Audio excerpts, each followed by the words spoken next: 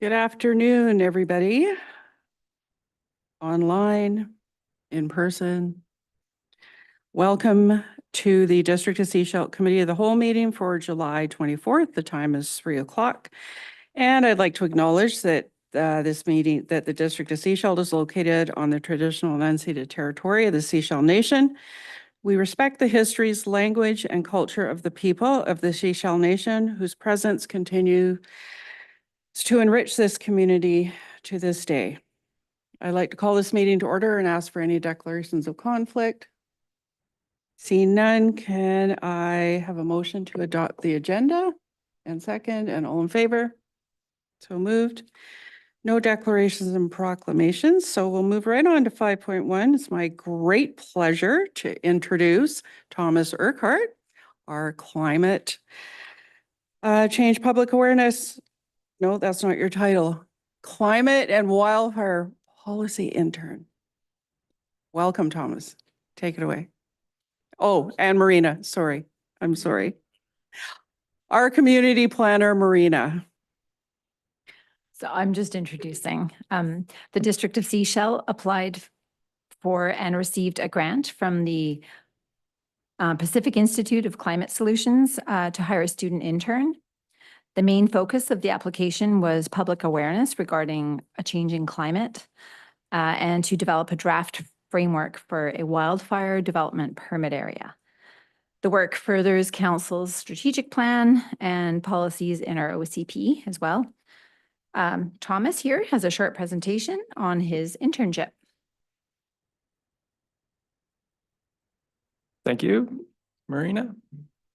And I'd like to start by saying, oh yeah, we have this, good, yeah, thank you. I'd like to start by saying thank you to everybody. This has been a really excellent opportunity for me, and everybody I have met and worked with so far have been very helpful and contributed to this being a really great experience. So thank you. This presentation is a brief outline of what I've been up to since May when I started. But first, for those of you who don't know me as well, I'll introduce myself a little more and my role.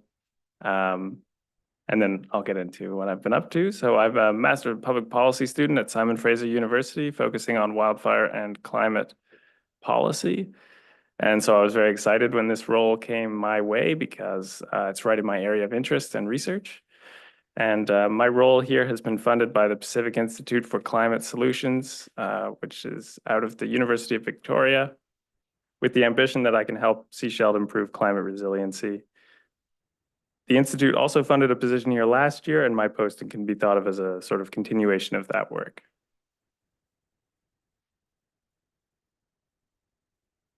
So as we know, climate change is here and its effects are being seen region-wide.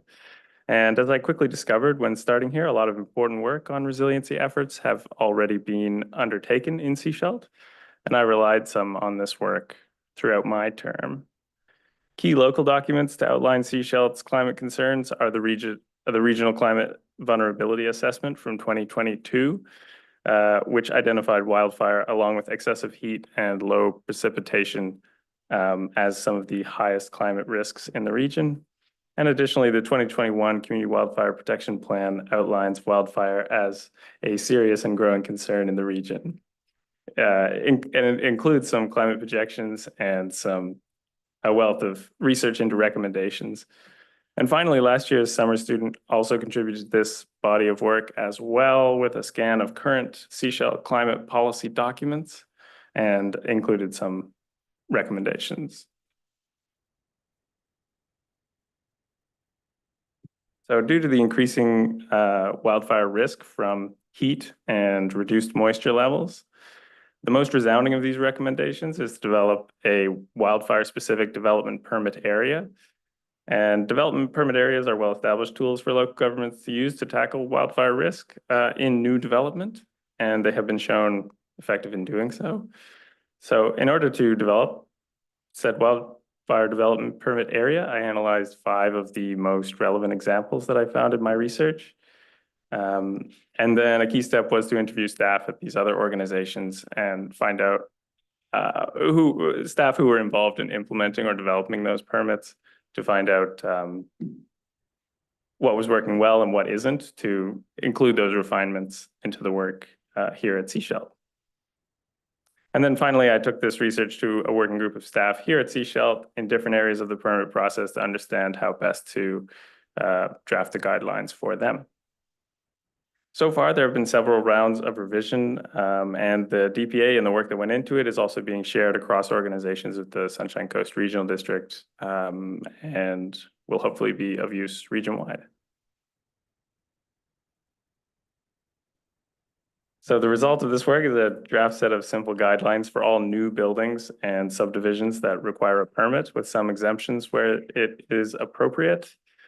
And so our guidelines are comprised of three main elements: fire-resistant building materials, landscaping, and guidelines to reduce potential fuels at subdivision. And the principles guiding the development permit area are simplicity, fairness, and evidence. Simplicity is essential, of course, for effective implementation of the development permit area like this, both for applicants to know what is expected and for efficient implementation. So for example, this is why it will be applied or it could be applied across all applications for permit within the bounds of the district. Fairness and undue burden are also primary concerns with a permit area like this, and these guidelines are written to be as unobtrusive as possible while achieving their aims. And this is achieved by keeping the guidelines broad enough when certain kinds of materials are required, and narrow enough where there might be restrictions, so as to keep as many possible design choices available. Finally, the guidelines are rooted in the best available evidence from regional sources, the FireSmart program, and the case studies that I conducted, and other sources. This process revealed other policy options which could be considered for even greater resiliency. And I think the place to start with that is FireSmart, as it is by far the most comprehensive and well-resourced wildfire resiliency program in the country, and is also an excellent place to start to increase resiliency. So I recommend that funding is allocated annually for FireSmart upgrades on assets, and additionally that the District of Sechelt commit to a permanent position on the FireSmart committee and conduct biennial FireSmart asset inspections as part of an asset management strategy. And I think that these are a great place to start with additional policy action, because the FireSmart program is already up and running and well-resourced. So it's easy to get into. My final project of the work term has been to help create a climate-focused community engagement strategy as part of Sechelt's efforts towards climate education and stewardship. So there's two main elements to this strategy. The first was to create some climate-oriented social media posts to promote practical advice for adapting to changes in the climate. And one of them you can see on the screen there, although others are drafted. And at the same time, it was to help organize a public event. And I'm pleased to say that there will be a public lecture on our urban forests in a changing climate on Sunday, August 11th at the Rockwood Pavilion.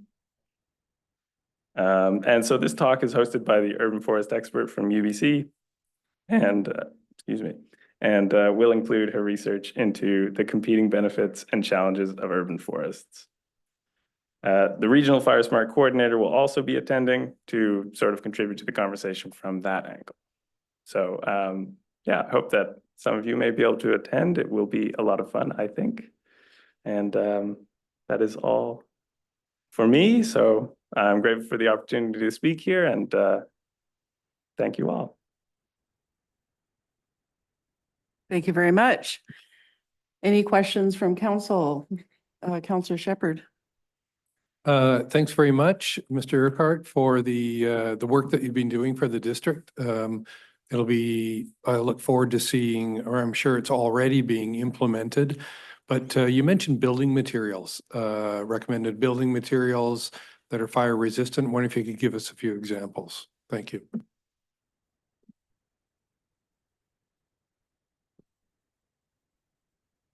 Certainly. So some examples are starting from the roof. We might have fire resistant. So there's a classification for fire resistant roofing. So this would be class A, fire resistant roofing. And then we have fire resistant siding along the sides of the building.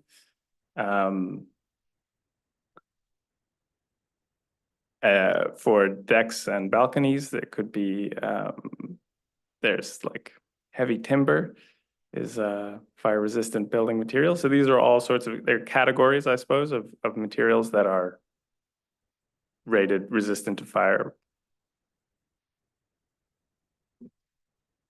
Mayor? Thank you, Chair. Mr. Urquhart, following on that, we've got a lot of houses that have accumulated debris and stuff around them. And on a practical level, because everybody knows we should clean up our yards, we should clean up and move away from the house. How do we do that practically? And you don't actually have to answer that today, but maybe on August 11th, you could answer that. Because people need some practical things that they could use to make their home safer. So you can answer a bit now or do it more fully later. Yes, thank you. For that, I would defer to the Fire Smart program. I think they have a lot of really great resources on how to prepare your property to make it fire resistant, including cleaning off the roof and other sorts of things like that. Councillor Inkster?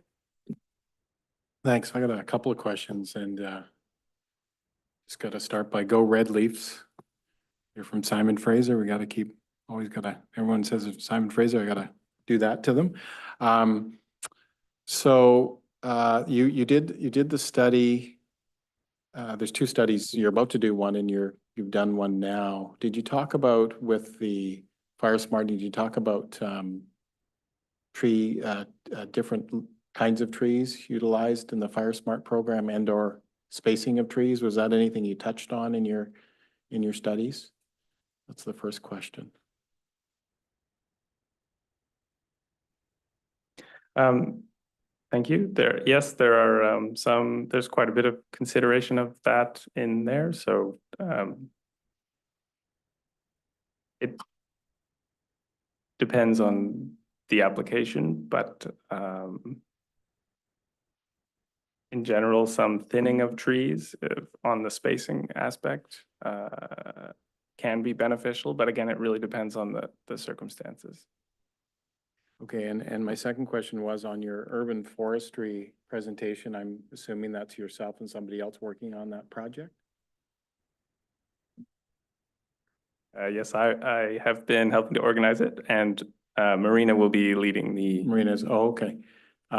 So when you do that, I'm assuming you're looking at what I see as two of our bigger urban forests in Sechelt, and that's one that we, things won't be cut down. One is Kinnickinnick, that area, hopefully you do, and Chapman Creek.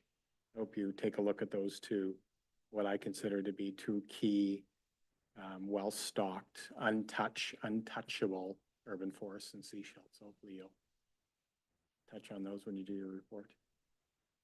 Thanks. Hey, Councillor McLaughlin? There, that's better.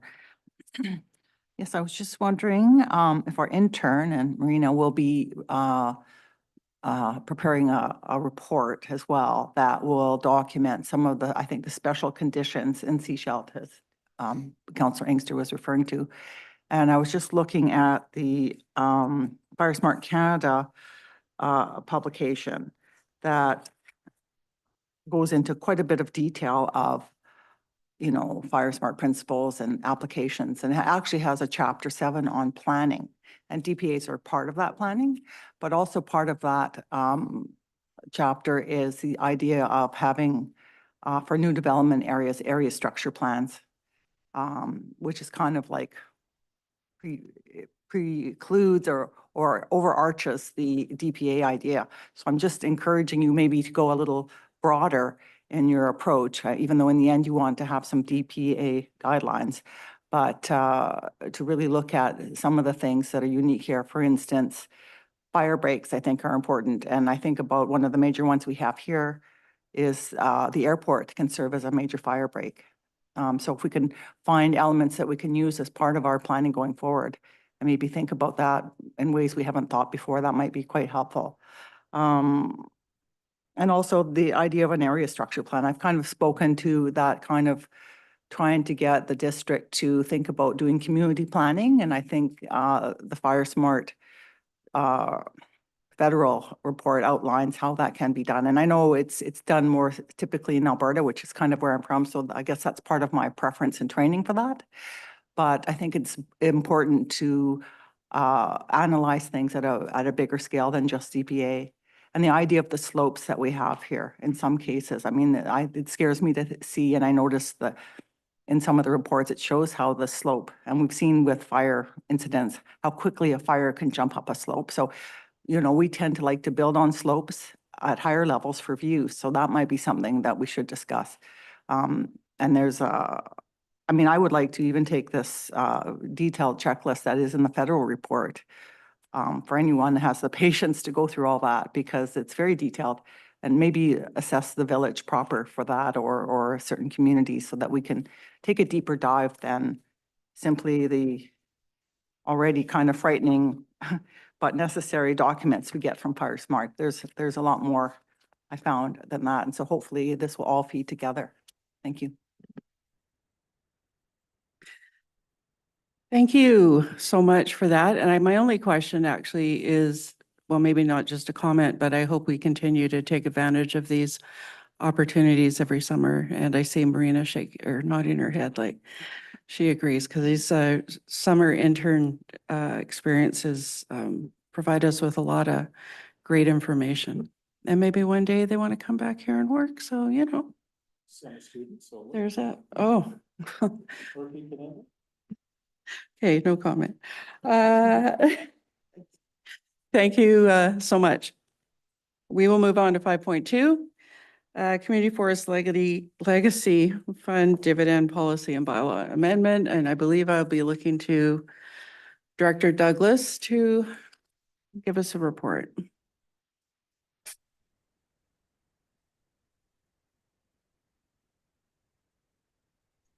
Thank you. On page 5 of 43 of the agenda today, my report starts, and it just kind of talks about the Legacy Fund. The Legacy Fund was kind of split up into two portions over the years. 50% was, you know, essentially granted out, and the other 50% of any funds that came from the community forest or dividends were held in the reserve for a worthwhile community project. And although we had really, you know, not a lot of policy around the dividends that come to the district, because of a group that came to ask for some funding, council wanted me to go back and look at a policy around the funds that are held in that reserve. So on page 8 of 43 of the agenda, I have a draft policy. And really, you know, today I'm looking for input as to, am I heading in the right direction here? Is there something with this policy you don't like or would like added to the policy? So the policy starts by talking about the two sections of dividend that come to us, the 50% that gets granted out to the community, and the 50% that's held in the Legacy Fund. Then we talk a little bit about the process for awarding grants out of the 50% that's granted. And then I go forward from there to talk about, well, if council would like to utilize the second 50% that we've been holding for grants, I've put a process or a policy together within this policy that allows council to decide if they want to grant some of the funds out. And if they want to grant out, they'll council can make a decision on how much. And then it would technically follow the same process as granting out the other funds. The community forest would be involved. They have a grants committee. They would make recommendation to council. And then kind of at the bottom of there, it just says that the district will not accept unsolicited grant requests. So the idea there is that, it would be upon council to decide if they wanted to grant any of it, and then push it out to the community and allow the community to apply. And then the third part of that is holding the funds for a community project that has long-lasting benefits to the community. In this section, I kind of talk a little bit more about the idea around holding the funds and a little process, public process when we find a project that's worthwhile, where we would do business case. We would consult with the board of directors of the Sunshine Coast Community Forest. We do a public consultation, and then we would have a vote on a project. The other thing I've added here that I've identified that this would be a District of Sechelt project, and it would be owned by the District of Sechelt.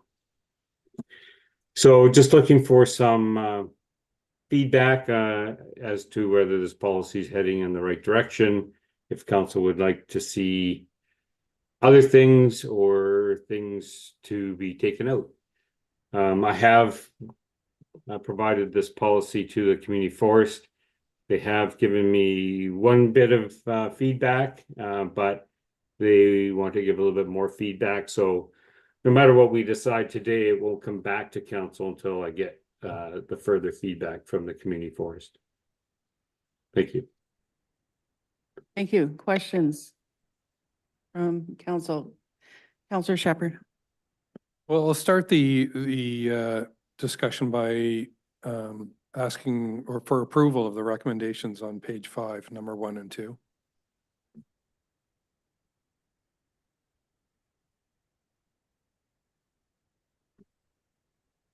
Go ahead. Through the chair, this is generally what my understanding was of both the funds that are paid out by the Sunshine Coast Community Forest annually and the legacy fund. So I think, to answer the director's question, for me, it seems to be moving in the right direction. A little bit more detail about the legacy fund that I haven't heard before. I guess my question would be the director's experience of Powell River. Is this mirror what Powell River has in place?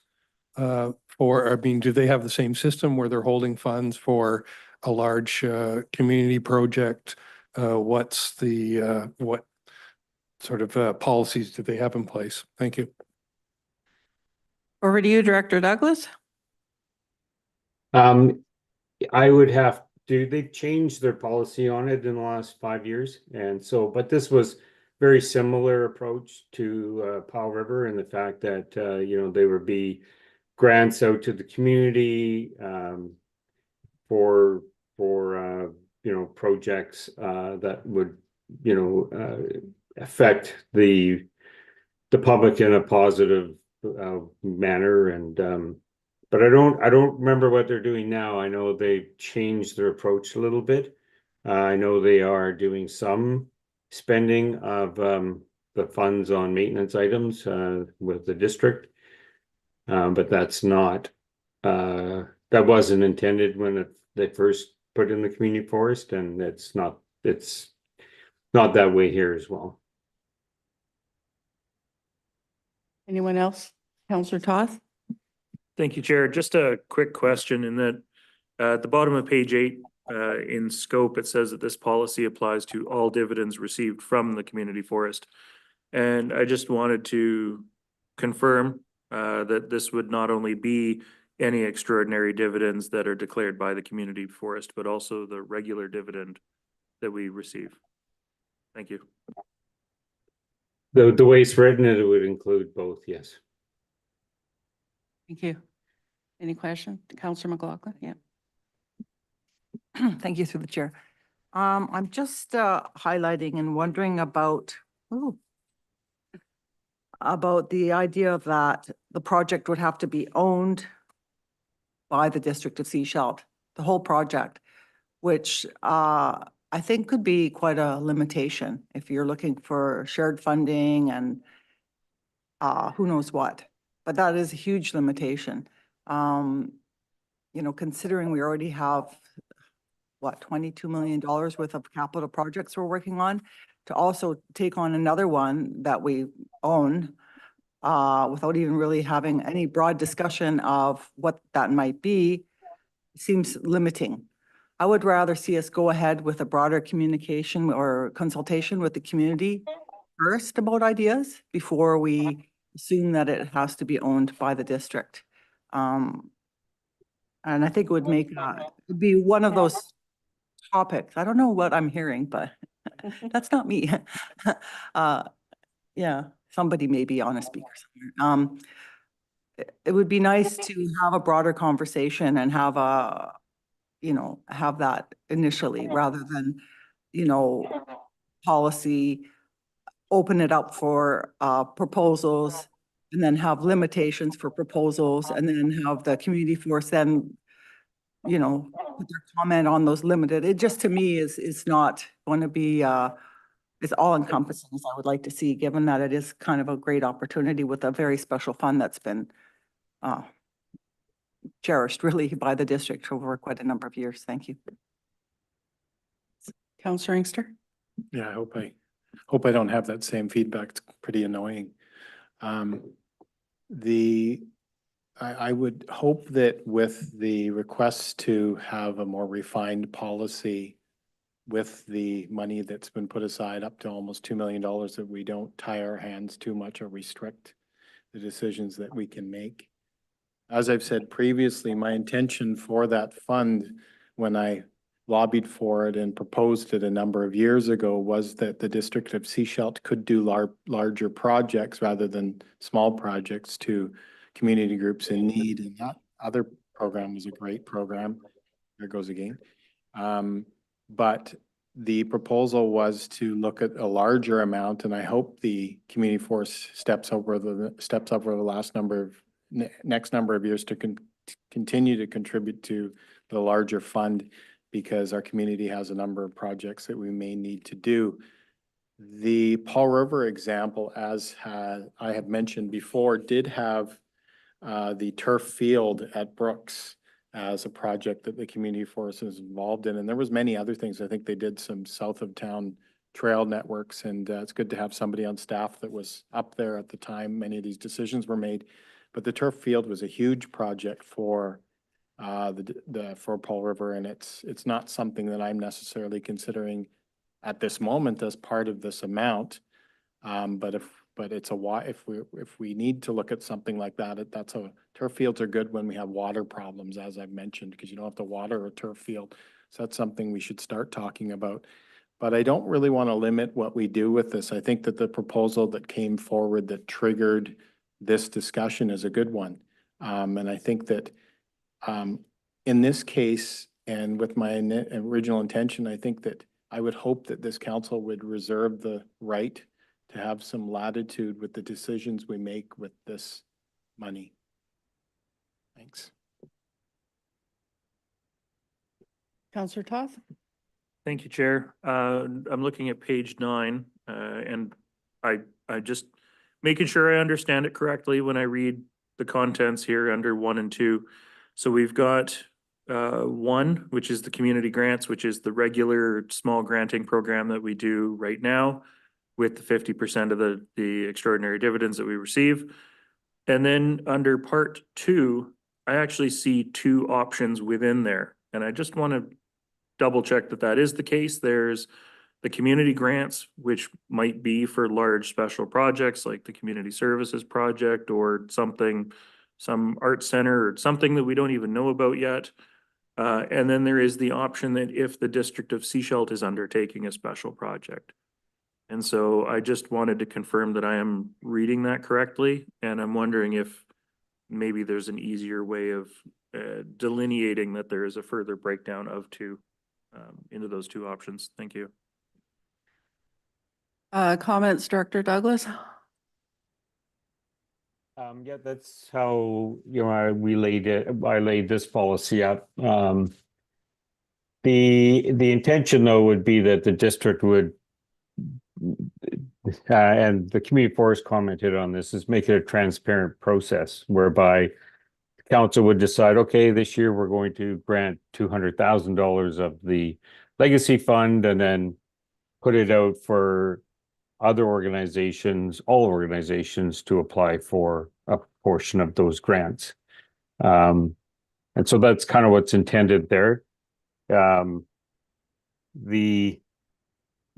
is $1.9 million that is really the citizens of Sechelt that have, it's the district holds the corporation, but it's essentially public money, and I just think it needs to be well tracked as to how it's spent.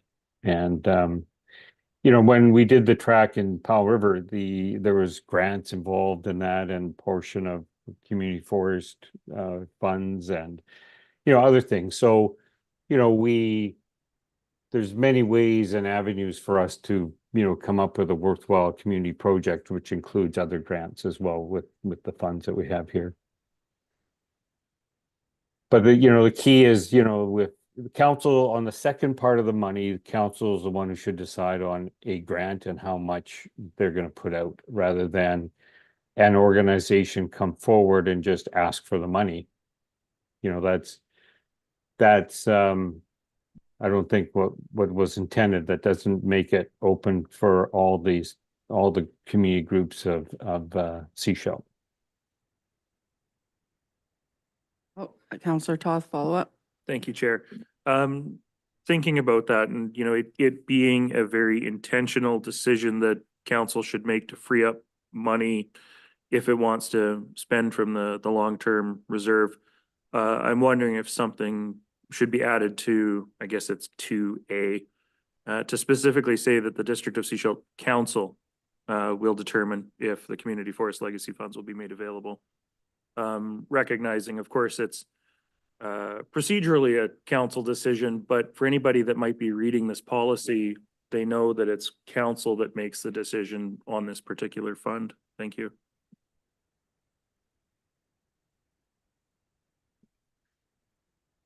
Is that the intention, Director Douglas?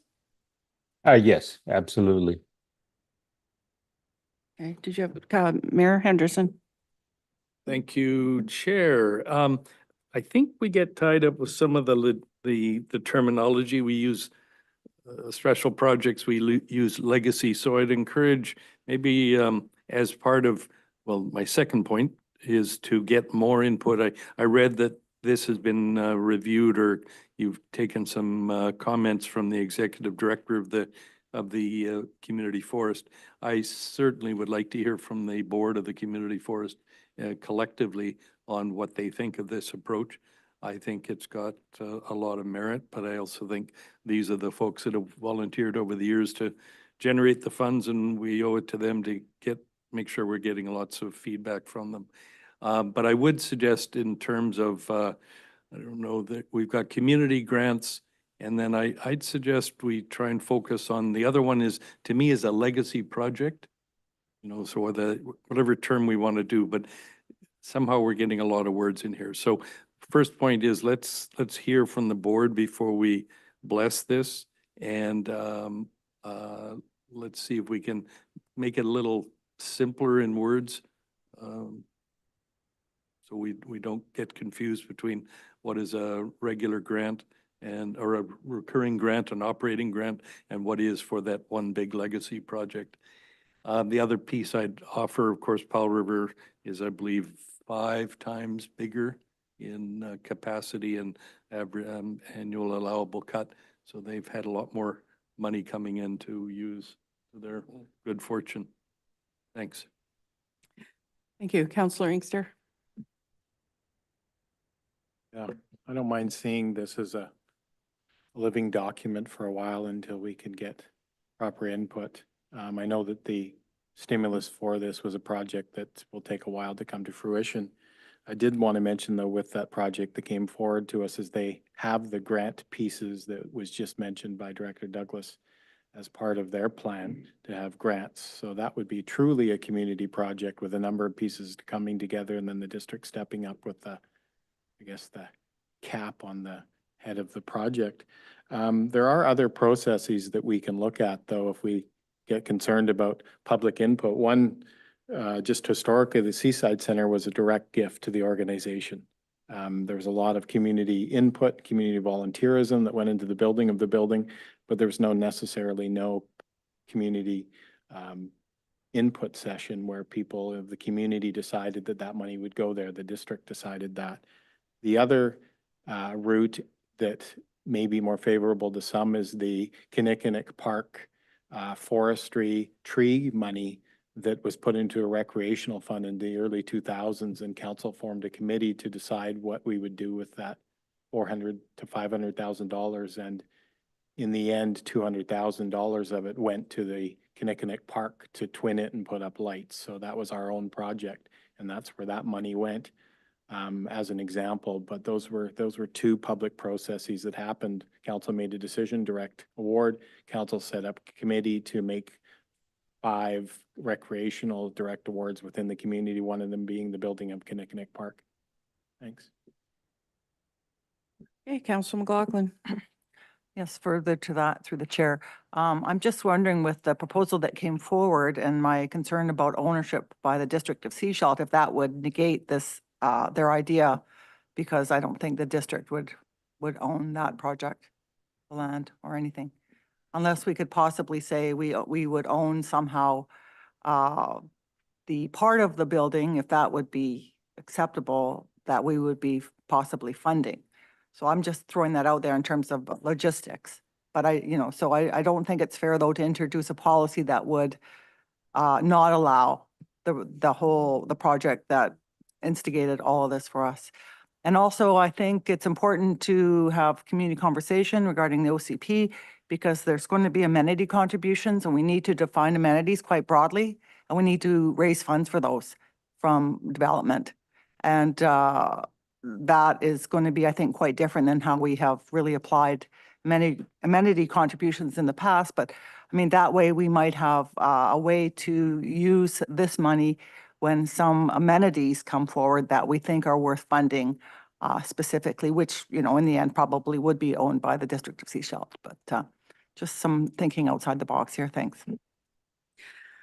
Okay, I think I'm gonna wrap this up unless there's one more comment anybody has to say, and Counselor Toth is putting his Thank hand you. up. On page 9, I read the middle third of the page approximately, says community grants from Legacy Reserve Fund, and there's an A through E in there. Mm-hmm. And I don't see that as saying that the District of Sechelt needs to own the project. I believe that section would cover something like the Community Services Society project, if it came in through an open, sort of an open application process like we've talked about. So I don't see that we would need to own Yeah. the project. Thank you. I was just gonna say that. I would agree. Can you confirm, Director Douglas, that in a scenario like that, if there was an open application process and somebody like Community Services put in an application for that project, then there's no ownership involved in those pieces, right? That's Yeah. correct. So that the idea there is that council would decide how much they want to give a grant out for, and the community would come forward with, Right. applications from many people, including community services. Okay, and just because we did, the council of the day chose to do that in 2024, doesn't mean the council of the day in 2026. It doesn't, it's not a yearly thing. So each year, council would look and decide if they're going to grant a certain amount of what's in the reserve. And then start the process. That's correct. Understand that, right? Okay. Yep.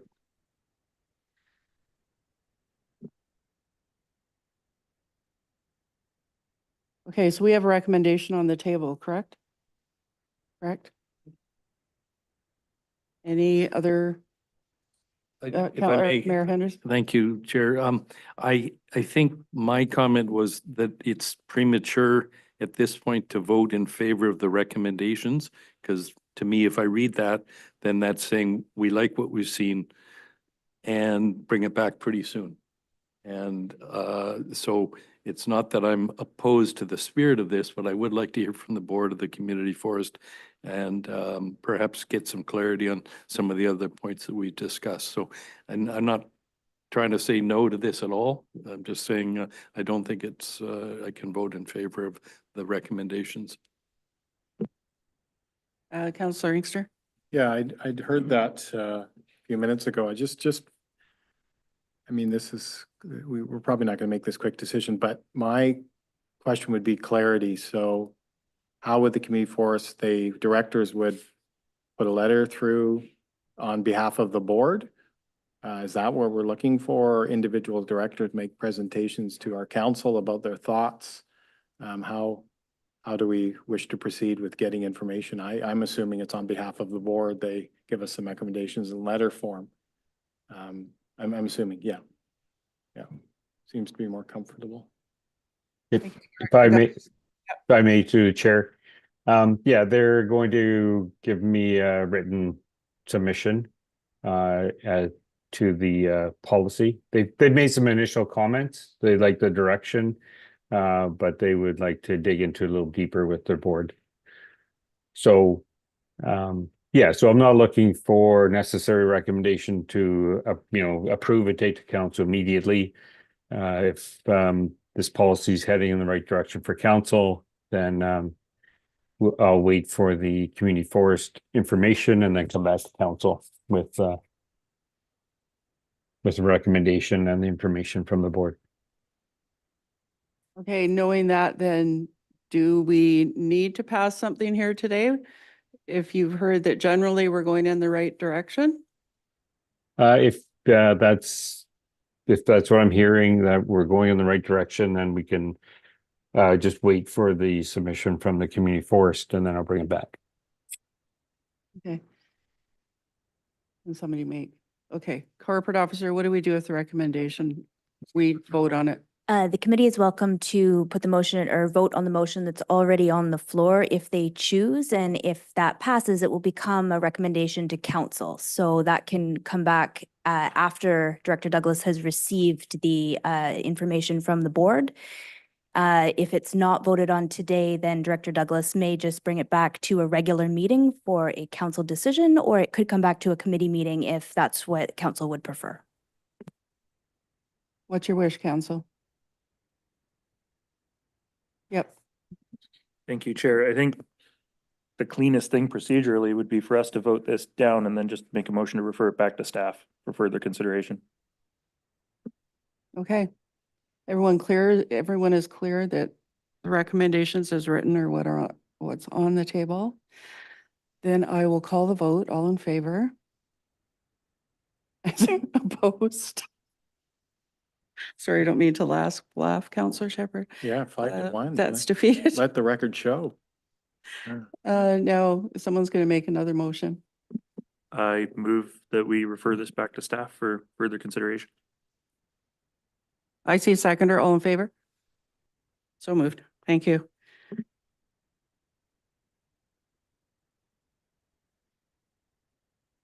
You're opposed? Opposed? Yeah. He was consistent. Councillor Shepherd was consistent. Yeah.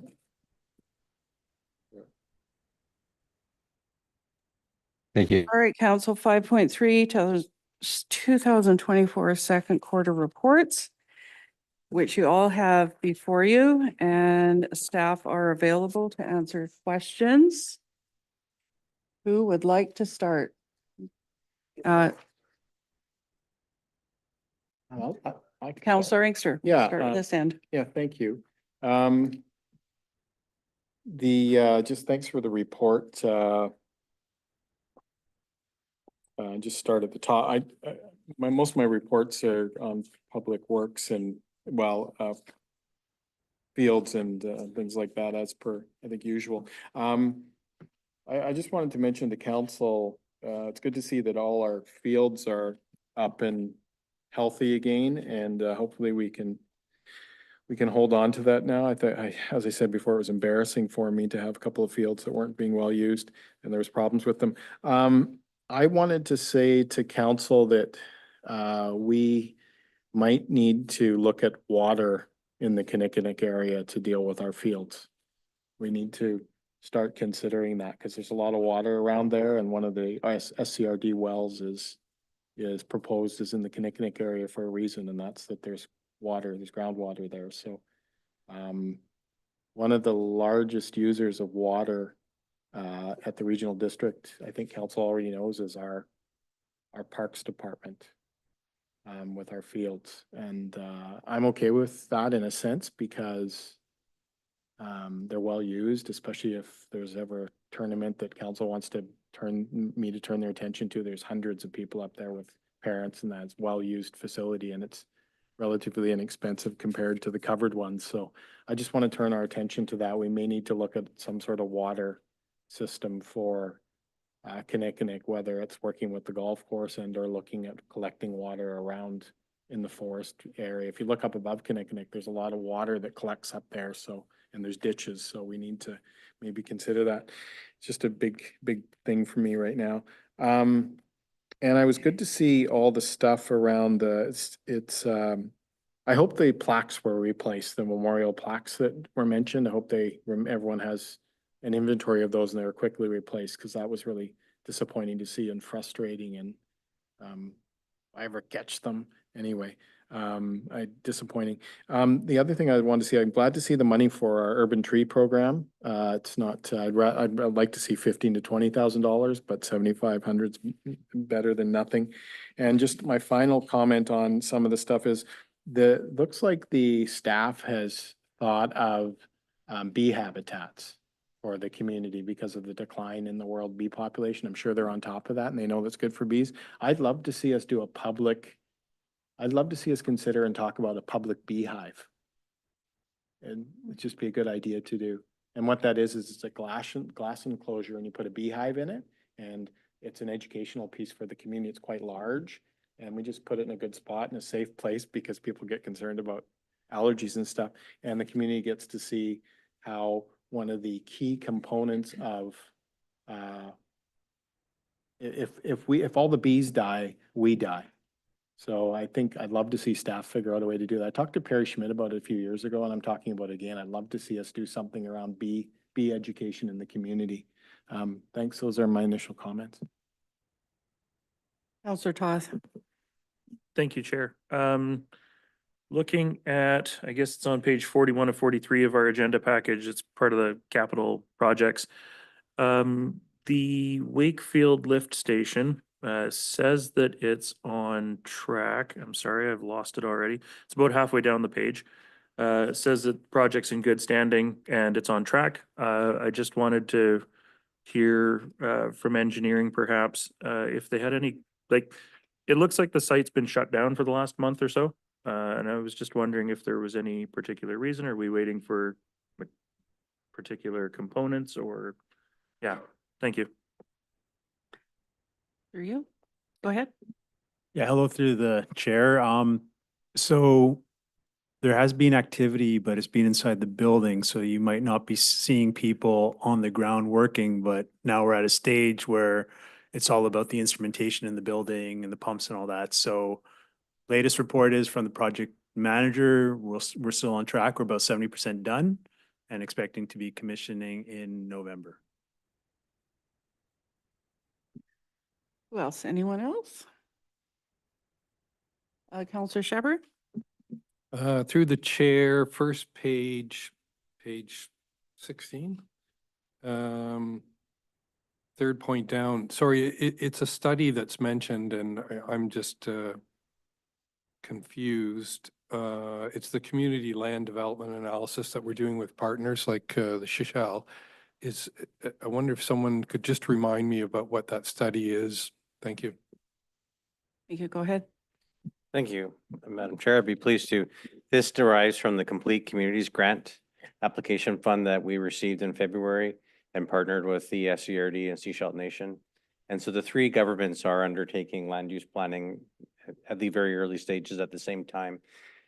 And so we're partnering together to look at a land use planning and service provision that SCRD provides and land use that the Sechelt Nation has in their interest, and really economizing and working together to do some background analysis on strengths. And there are the lenses in which we're looking through for transit and housing and livability and so forth, and seeking support from professional planning consultant to do this analysis for us, which will springboard us into the official community plan review. So it's an exciting opportunity for us. Thank you. Anything else? Yep. Yep. Page 18, under communications, third point down, advertising for council's annual general meeting. But does council have an annual general meeting? Oh, okay. Annual report, okay.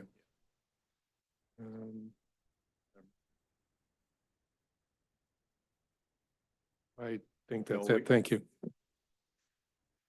Any other, Mayor Henderson? Sorry, that's bad habits. That's a statutory requirement to announce that we're having an annual general meeting, so it's not that we're advertising hamburgers. I wanted one number, but dust, there was a reference to dust suppression. I guess I'm curious personally, what do we use? Because I assume it's not potable water. Sorry, I'm not sure. You, Madam Chair. Go ahead. Through the chair, we use calcium chloride for dust suppression. So we apply that through flake form onto the surface, and then we do use water. I think the water comes from ebb tide during water restrictions. Otherwise, it would come from the typical sources. Anything else? Yes, maybe following on that, street line painting, the center lines and stuff, I know we've heard certainly some good news from the Ministry of Transportation, but do you have any indication of what are we doing this year and perhaps next year for that? Sorry, I should have sent that question ahead. Yeah, through the chair again. So we're doing the street line painting in accordance with the 5-year plan that we had. I believe this year we'll be focusing mostly in the downtown area. We're trying to coordinate that with other street marking work we're doing, so it's just a matter of availability. It's on the books to be done, and that and crack sealing, usually items that happen later on in the summer when we have guaranteed like warm days and clear days. Thank you. Thank you. Your light's still on. Any other hands going up?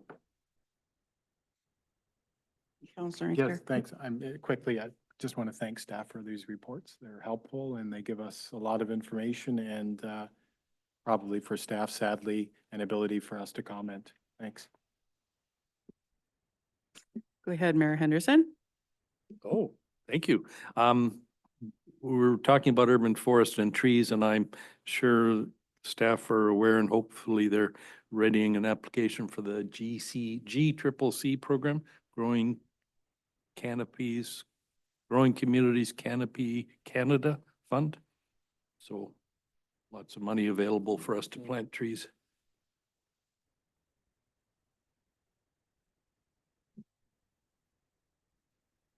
I suppose that's the implicit question, but I wasn't gonna put them on the spot.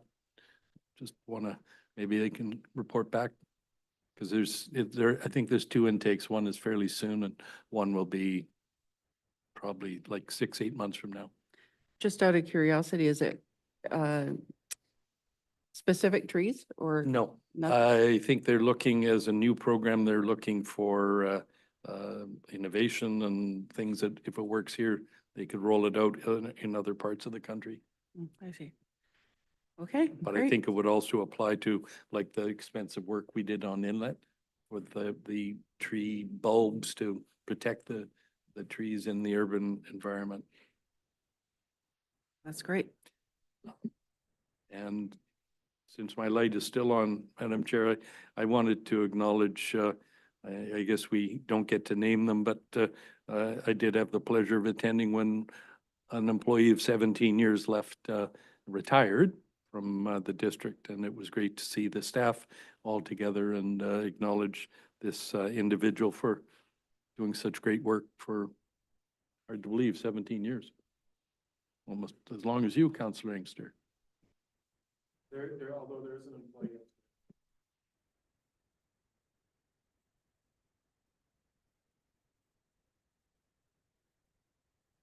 Okay, last call for questions. All right, then I will look for a motion to adjourn. All right. Okay, second. All in favor? All right, thank you, everyone. Any questions from our viewers?